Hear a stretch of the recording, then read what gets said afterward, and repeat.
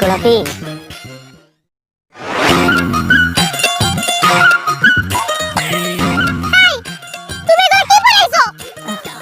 কেন সালোয়ার পরছি তোমার হইতে জিনিস তুমি চিনো নাই?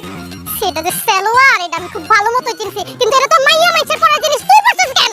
আমার তো একটাই লুঙ্গি, সকালবেলা ঘুমের থেকে উঠে দেখি কি আমার আপায় আমার লুঙ্গি পরে কই জানি চলে গেছে। তোমার লোকে তো দেখা করতে হইব, চোখের সামনে আপার সালোয়ার পাইছি, সালোয়ার পরে আমি চলে আসছি। হায় হায় রে আল্লাহ, এটা আমি কোন কিপটার লগে প্রেম করলাম? এই কিপটার বাচ্চা কিপটা, তুই একটা লুঙ্গিও কিনতে পারিস না? আমি কই থেকে লুঙ্গি কিনবো কও? আমার মাই তো আমার কোনো টাকা পয়সা দেয় না, আর লুঙ্গির দোকানদার কি আমার বাপ লাগে যে টাকা ছাড়া আমার লুঙ্গি দিয়া দিব?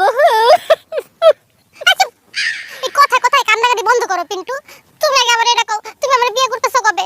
আম্মা বাইসে থাকতে তো তোমার বিয়ে করতে পারবো না গোলাপি, কয়টা দিন অপেক্ষা করো, আম্মা মরলেই তোমার বিয়ে করবো। এতদিন অপেক্ষা করতে পারো না, এক কাম করো, তুমি মুরগি মানত করো যাতে তোমার মা তাড়াতাড়ি মরে। মানত তো করছিলাম কিন্তু কোনো কাজ হয় নাই, আম্মা তো মরেই নাই, খালি হালকা একটু কাশি হয়েছিল। হায় হায় রে আল্লাহ, তোমার মা মুরগি মানত তো মরে নাই।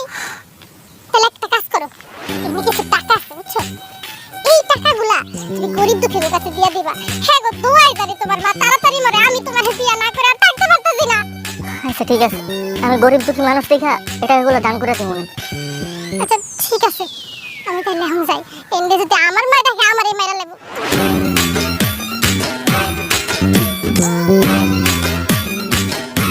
আশেপাশে তো কোনো গরিব দুঃখী নাই, সবচেয়ে বেশি গরিব দুঃখী তো আমি। একটা কাম করি, টাকাটা আমি রেখে দিই।